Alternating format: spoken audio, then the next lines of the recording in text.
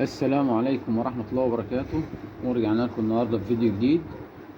معانا رسيفر فوكس أو فوكسي 3/8.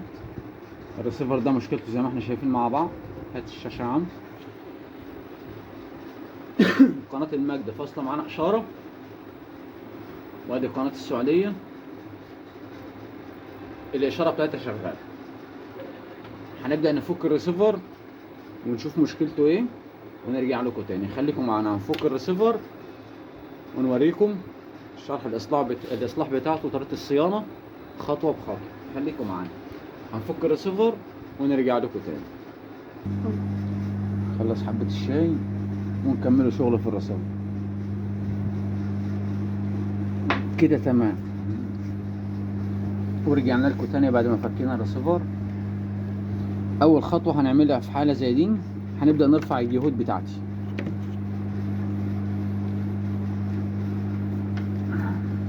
نوصل كابل الصورة ونتوجه على تردد في. هطلع الميكروسكوب يا عم. انا عندي هنا اي سي الاشارة،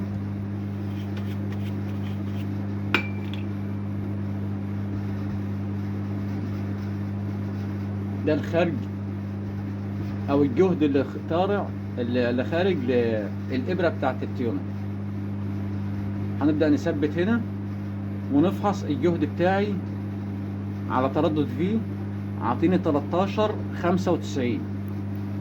فولت 95، يعني يواصل ل 14 فولت. وهنجيب تردد اتش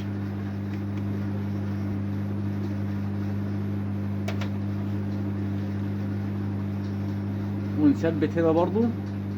الجهد عندي على الاتش 19 و14 من 100.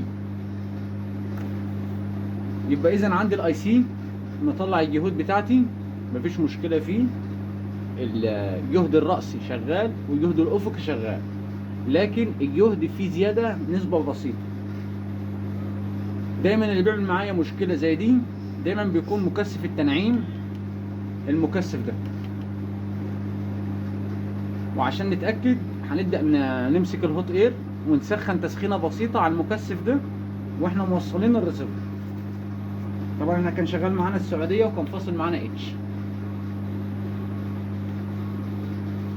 هات لي الشاشه هنا يا عم. ادي السعوديه،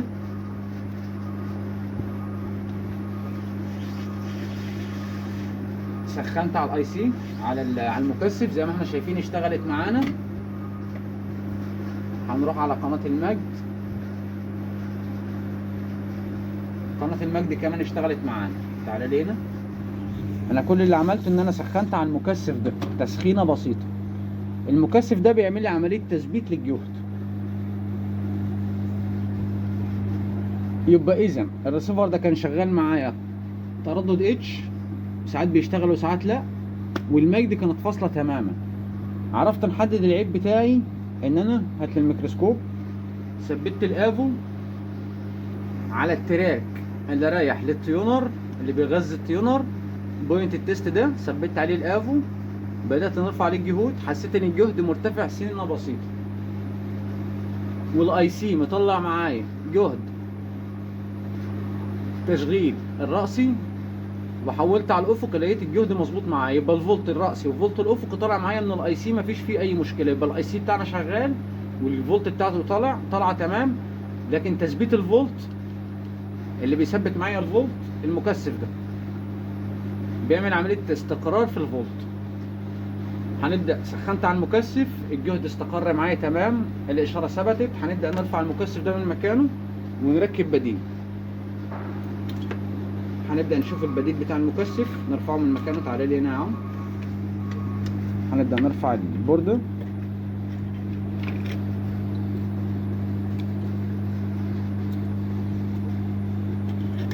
فين المكثف؟ هنا اهو. ربنا يسهل بس ونلاقي مكثف عندي، لان انا تقريبا المكثف ده خالص.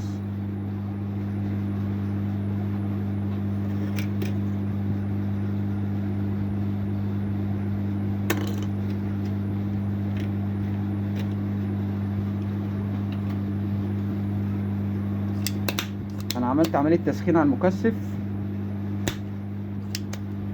الإشارة استقرت معايا.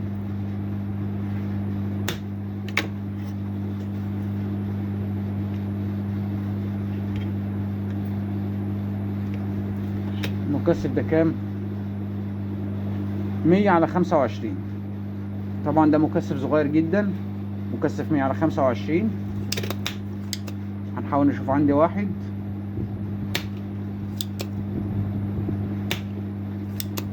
ونركبه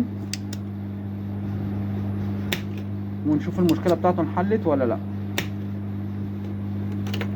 كده تمام.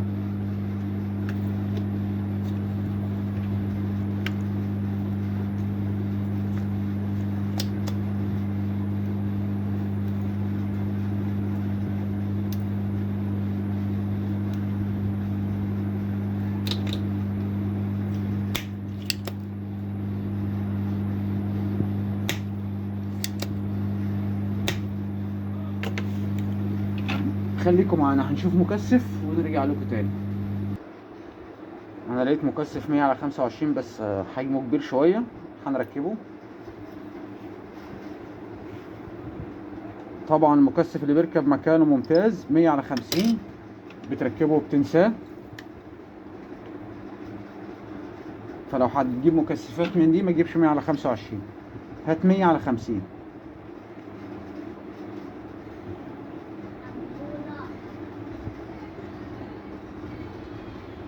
هنبدأ نركب 100 على 25 ونشوف مشكلتنا هتنحل ولا لا.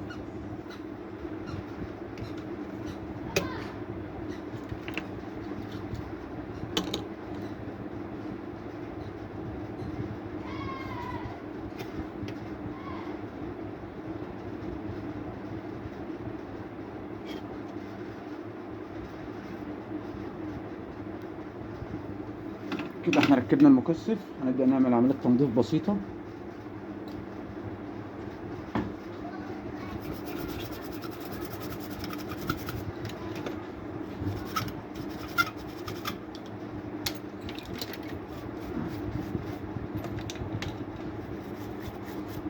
كده تمام. هنبدأ نسمي الله، بسم الله الرحمن الرحيم.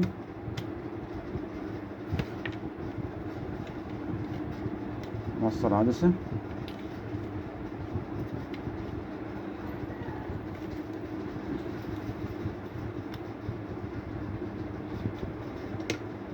نوصل الكابل بتاعنا. هتلاقي الشاشة زي ما احنا شايفين كده. قناة المجد اشتغلت معانا ممتازة. تردد في وده تردد اتش. السعودية اشتغلت معانا تمام. وهنرفع الجهود على بوينت التست عندنا هنا. هات لي يا عمرو الميكروسكوب. هنبدأ نروح على بوينت التست ونرفع الجهود بتاعتنا تاني. كده الجهد عندي 18.5 و 18.5. ونجيب قناة المجد تردد في ونرفع الجهد بتاعنا 13 فولت. كده الجهد معانا استقر الشاشة، وزي ما احنا شايفين الريسيفر رجع شغل نظامي تاني، مفيش فيه اي مشكلة. كانت مشكلتنا بحالها كلها هنا، مشكلتنا كلها كانت من المكثف ده. فيديو سهل وبسيط، اتمنى انكم تستفادوا. ما تنسوش لايك واشتراك وتعليق. شكرا.